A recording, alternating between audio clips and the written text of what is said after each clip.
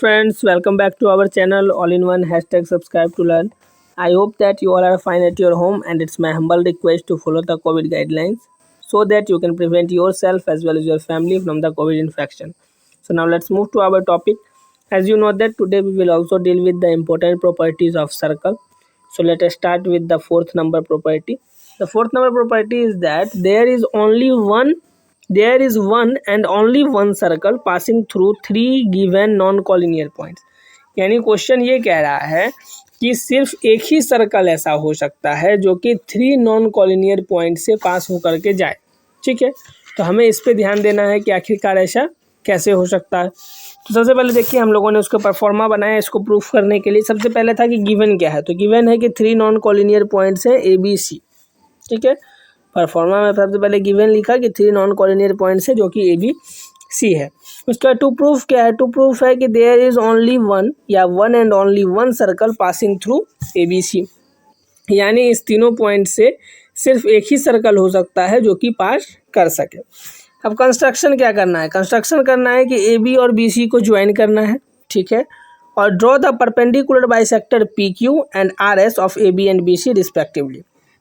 Late P Q and R S intersect at O, join O A O B and O C. अभी आपको समझ में नहीं आ रहा होगा कि ये कैसे होगा, तो सबसे पहले क्या कीजिए, एक हम लोग सर्कल ड्रॉ करेंगे, लेकिन वो बाद में। अभी शुरुआत में हम लोग एक सर्कल ड्रॉ करके ही आपको बता देता हूँ, और बाद में आप समझेंगे कि अभी तो शुरुआत में हम लोगों ने सर्कल ड्रॉ नहीं किया, ये आपको माइंड में रखना है। देखिए, यहाँ से हमने एक लाइन को ड्रॉ किया, ये पॉइंट हो गया सी और ये पॉइंट हो गया बी। यहाँ से इसको ज्वाइन किया, ये पॉइंट हो गया ए।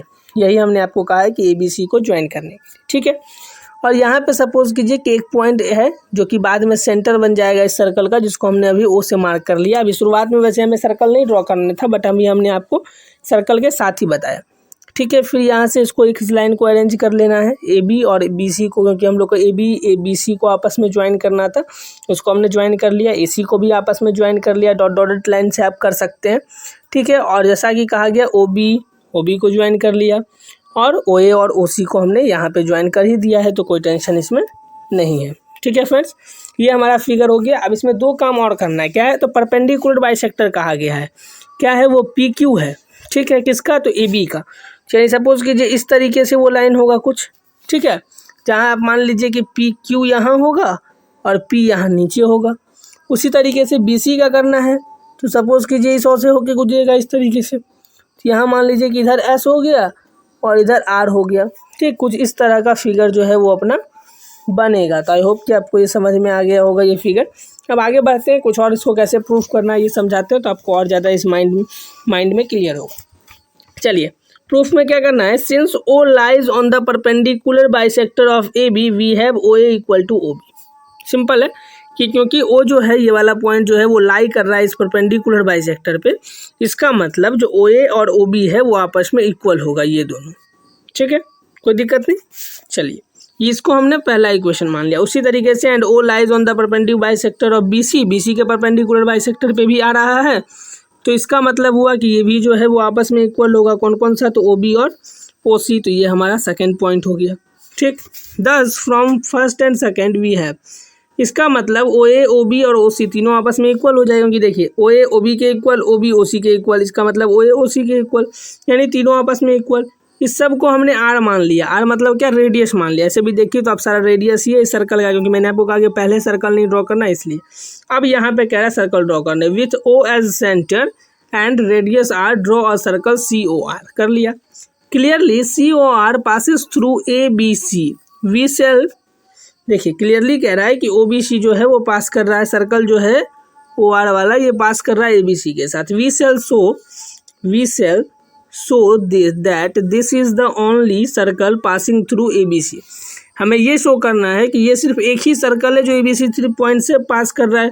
कि possible let there be another circle O dash C और डैश एस, यानी हमें मानना है कि एक और सर्कल है जिसका कोऑर्डिनेट जो है वो ओ डैश उसका सेंटर है और एस उसका रेडियस है।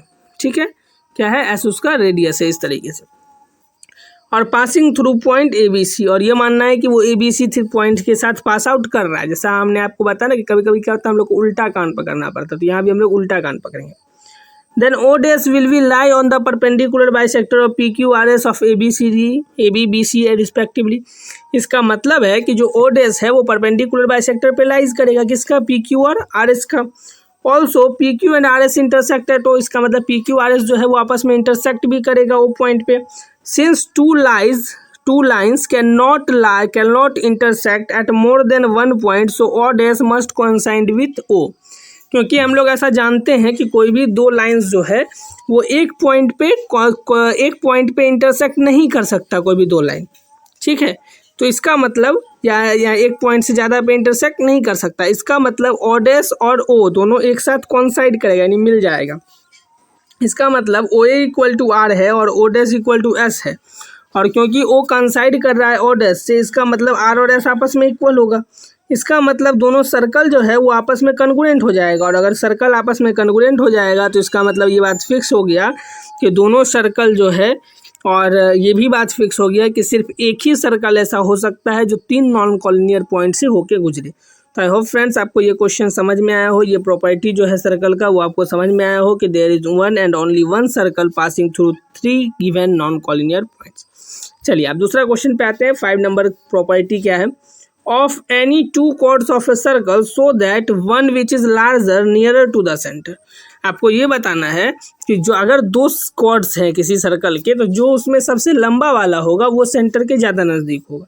तो सबसे पहले उसके लिए हम लोग को उसको फिगर बनाना आवश्यक है, तो सबसे पहले उसका फिगर बना लेते हैं, फिर बाकी चीज़ पे गौर करेंगे। या पहले हम लोग गिवन देख लेते हैं। चलिए गिवन क्या है, तो AB and CD are 2 chords of circle COR। मान लिया कि किसी भी सर्कल है जिसका सेंटर O है और रेडियस R है, और इस तरीके से है कि AB और CD 2 chords हैं, और इस तरीके से है कि AB जो है वो CD से बड़ा है। और कुछ इन्फॉर्मेशन है क्या, OE is perpendicular to AB and OF is perpendicular to CD।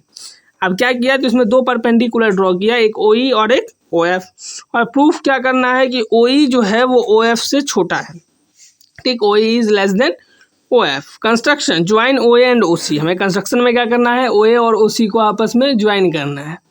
चलिए तो हम लोग पहले सर्कल बना लेते हैं। तो एक सर्कल हम लोगों ने ड्रॉ किया, ठीक, ये सर्कल हो गया। इस सर्कल में 2 हमें क्या बनाना है, तो 2 कॉर्ड्स बनाना है, और कॉर्ड्स में ये ध्यान देना है कि AB जो है वो नियरर है और CD जो है वो थोड़ा सा दूर है। वो काम हमने कर लिया। आप देखने से ही आपको लग रहा है कि AB जो है वो बड़ा है और सर्कल के नज़दीक है, सेंटर के नज़दीक है, बट फिर भी हमें प्रूफ करना है तो हम लोग प्रूफ ही कर लेते हैं।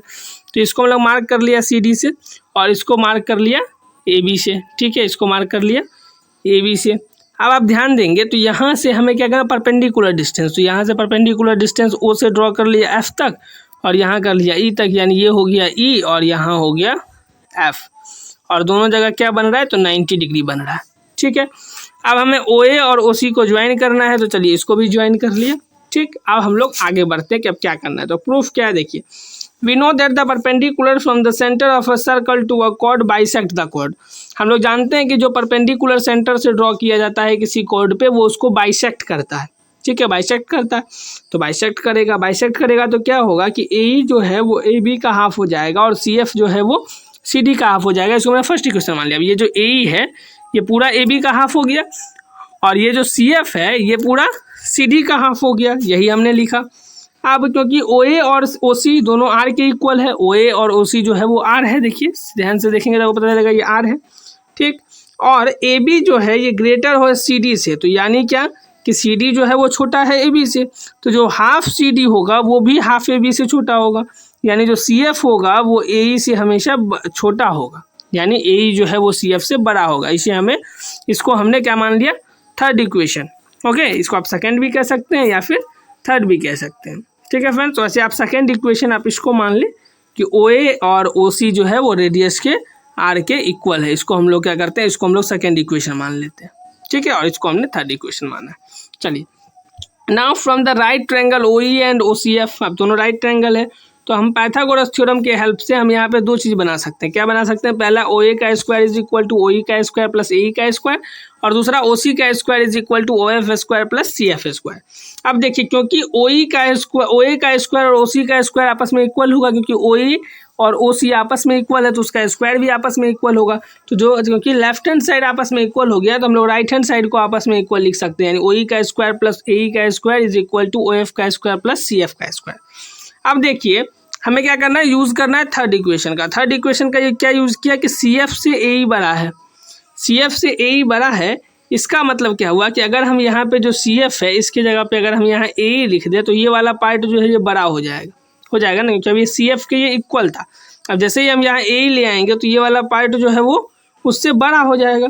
अब इस दोनों को अगर आप ऐड करें तो आपको पता चलेगा कि ओ ई का स्क्वायर तो यहाँ रह गया, बट यहाँ अब क्या आ गया, ओ एफ का स्क्वायर। क्यों आ गया, क्योंकि ए का स्क्वायर आपस में कैंसिल हो गया। तो यानी अब यहाँ पे क्या पता चल रहा है कि ओ ई का स्क्वायर से ग्रेटर हो गया ओ एफ का स्क्वायर। अगर उसका स्क्वायर ग्रेटर होगा इसका मतलब सिंपल है कि वो जो डिजिट होगा वो भी आपस में ग्रेटर होगा। इसका मतलब जो डिस्टेंस होगा ए बी का ओ से और जो डिस्टेंस होगा सी डी का ओ से, उसमें सी डी का डिस्टेंस जो होगा वो ज़्यादा बड़ा होगा, ये हमें पता चल रहा है। यानी जो ए बी है वो ज़्यादा नज़दीक होगा किसके, सेंटर के। यानी जो ए बी होगा वो ज़्यादा नियर होगा किसके, सेंटर की होगा। तो इस तरीके से फ्रेंड्स हम लोगों ने इसको भी प्रूव करने की कोशिश की और इसको भी प्रूव कर लिया जो हमें यहाँ प्रूव करने के लिए दिया गया था। तो आई होप कि ये जो दो इम्पोर्टेंट प्रॉपर्टी हैं वो आपको आज और अच्छे से समझ में आए हों और इसमें आपको और किसी का कन्फ्यूज़न नहीं हो किसी भी तरह का। और अगर आपके मन में कन्फ्यूज़न हो तो उसके लिए आपको पता ही है कि बस ज़्यादा कुछ नहीं करना, बट कमेंट बॉक्स तक जाना है, कमेंट बॉक्स में कमेंट करना है कि आपको क्या कन्फ्यूज़न है और उस कन्फ्यूज़न को हम लोग दूर करने की कोशिश करेंगे। ठीक है फ्रेंड्स, तो आई होप कि आपको ये वीडियो पसंद आया हो और आप नेक्स्ट वीडियो में हम लोग कुछ इंपॉर्टेंट क्वेश्चन पे आएंगे, कुछ बेसिक क्वेश्चन पे आएंगे, क्योंकि प्रॉपर्टी हम लोग यहीं समाप्त कर रहे हैं। अगर कोई और ऐसा प्रॉपर्टी है जो आपको समझ में नहीं आ रहा हो, क्योंकि प्रॉपर्टी तो बहुत सारे हैं, तो आप उसके लिए कमेंट बॉक्स में कमेंट कर सकते हैं। ठीक है फ्रेंड्स, और जो भी आज फर्स्ट टाइम इस वीडियो पे जुड़े हैं उनसे एक ही बात कहूँगा कि आप लोग पुराने वीडियोस को देखें तो आपको और भी बहुत सारा नॉलेज मिलेगा। और साथ ही में आप लोग क्या कीजिए, तो जो टेलीग्राम चैनल है हमारा उसका लिंक डिस्क्रिप्शन में दिया हुआ, उस टेलीग्राम चैनल को ज्वाइन कर लीजिए ताकि आपको वहाँ पे सारे पीडीएफ्स और वीडियोज़ के लिंक समय से मिलते रहें। ठीक है friends, so thank you so much. Now we will meet in the next video and in the next video we will again deal with the basic question as well as the important question based on this chapter, that is circle. Okay, so thank you so much.